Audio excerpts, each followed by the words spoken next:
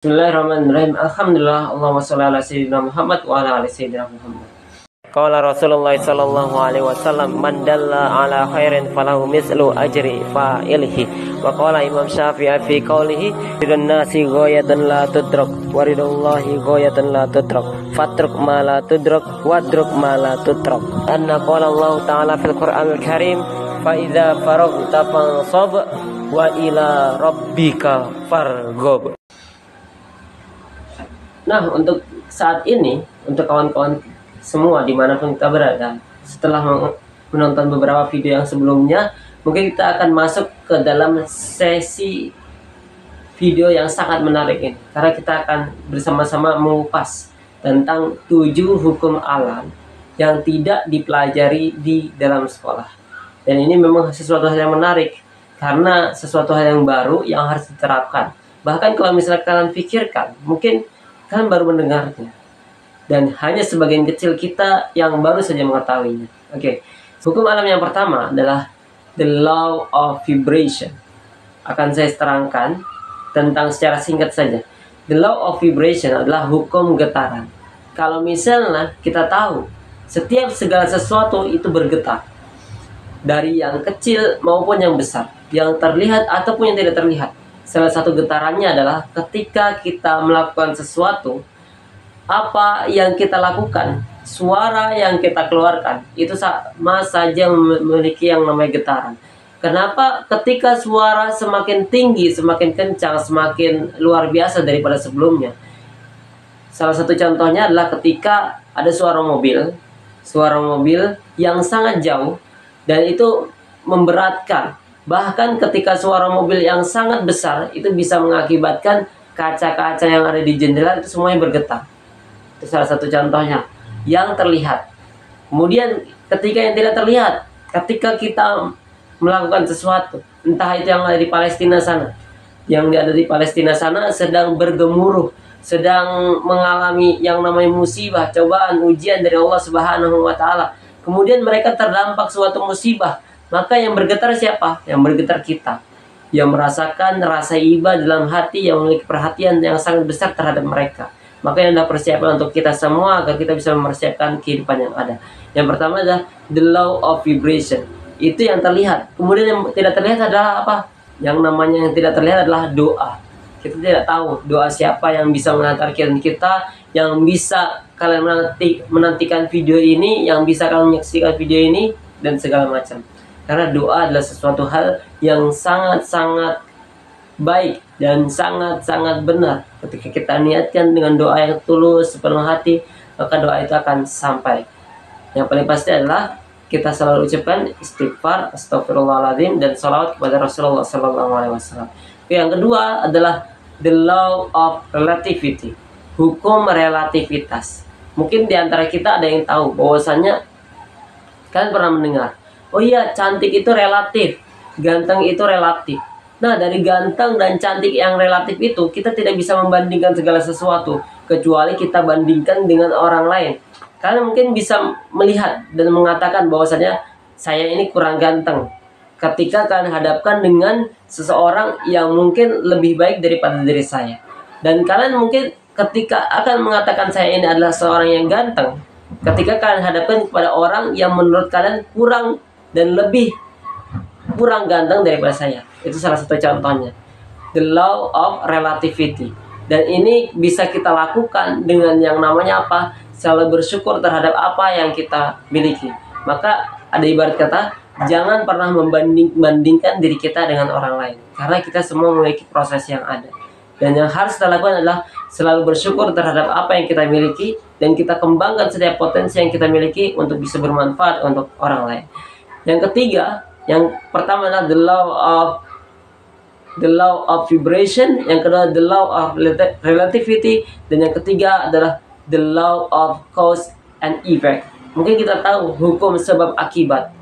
Nah, ini adalah sesuatu hal yang mungkin ketika orang pecinta-pecinta dunia, ini mereka mengakibatkan the law of cause and effect. Tapi kalau misalnya mereka yang mencintai akhirat atau siapapun itu yang melakukan sesuatu dengan mengharapkan ridha Allah, mungkin efeknya itu bukan ketika di dunia, tapi ketika di akhirat nanti. Nah, salah satu orang yang menganggap bahwasanya hukum cause and effect ini terjadi adalah ketika orang tersebut melakukan perbuatan baik dan dia mengharapkan perbuatan baik itu kembali kepada dirinya. Padahal banyak yang telah diberikan kepada kita.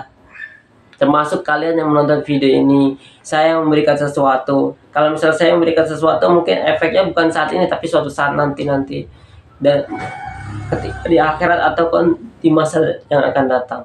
Yang pertama, the law of vibration, the law of relativity. Yang ketiga, the law of cause and effect. Yang keempat adalah the law of rhythm. Ritmi, irama. Irama yang sangat berkesinambungan. Kita tahu bahwasanya yang namanya matahari dan bulan itu beredar pada porosnya. Dan kita tidak tahu kalau misalnya itu semua sudah terjadi dan nggak ada yang namanya bulan mendahului matahari atau ke matahari yang mengikuti bulan, tidak. Itu semua sudah terjadi. Maka ketika kita memiliki suatu keinginan atau keharapan dan itu belum terjadi, mungkin akan Allah berikan pada suatu saat nanti. Dan ini the law of rhythm ini yang paling pasti, yang paling kita tentukan adalah tugas kita hanyalah terus bergerak, berjalan. Jangan sampai tugas kita hanya stagnan. Mungkin kalau misalnya kalian ingin memberikan video yang lain atau video-video yang bermanfaat, yang paling penting adalah selalu bergerak dan selalu berbuat untuk kebaikan. Dan jangan sampai bagi diri kita agar selalu stagnan di dalam kehidupan yang ada. Kemudian selanjutnya yang kelima adalah the law of polarity atau hukum polaritas. Kita tahu ada yang namanya siang, ada yang namanya malam. Ada yang kaya, ada yang cukup. Bahkan kalau misalnya orang lain mengatakan miskin, padahal mereka itu cukup. Kemudian ada yang namanya orang yang tinggi, ada yang namanya orang yang pendek. Itu yang namanya hukum polaritas. Yang paling penting adalah kita jangan sampai membanggakan diri, karena kita tidak tahu suatu saat nanti bagaimana akan keadaan kita. Dan antara orang yang kaya, jangan sombong dengan kekayaan kalian. Dan orang yang miskin, tetap berusaha agar bisa lebih baik di masa yang akan datang. Karena polaritas ini selalu bergerak. Polaritas adalah sesuatu yang bergerak. Tugas kita adalah jangan sampai stagnan. Yang paling penting adalah sesuatu hal yang bermanfaat bisa kita berikan. Yang pertama, the law of vibration, the law of relativity, the law of cause and effect, the law of rhythm, the law of polarity. Yang keenam adalah the law of gestation. Kalau misalnya kalian cari di dalam bahasa Inggris, gestation itu mungkin artinya kehamilan. Padahal yang namanya gestation itu adalah suatu pertumbuhan yang ada. Kita tahu ketika yang namanya kehamilan di dalam diri seseorang atau pertumbuhan seorang anak dari umur 1 tahun, 2 tahun, 3 tahun, 4 tahun, 5 tahun, apakah dia langsung bisa besar 10 tahun? Enggak. Tapi gestation di sini dimaksud adalah selalu mengalami yang namanya pertumbuhan yang ada agar kita selalu berkembang, bermanfaat untuk orang lain. Yang paling penting adalah di setiap kehidupan yang kita jalani, setiap kehidupan yang kita lakukan, perubahan-perubahan yang ada harus berdampak baik dan benar, bukan hanya bagi diri kita tapi juga bagi orang lain. Ini adalah the law of transmutation, artinya adalah hukum perubahan. Perubahan ini maksudnya bagaimana? Perubahan adalah sesuatu hal yang berubah sekian rupa. Misalnya ada seseorang yang muda menjadi yang tua, itu akan terus berubah. Setiap perubahan yang ada harus kita jalani dengan sebaik mungkin. Pikiran yang positif itu menghasilkan sesuatu hal yang baik. Pikiran negatif menghasilkan sesuatu energi yang buruk.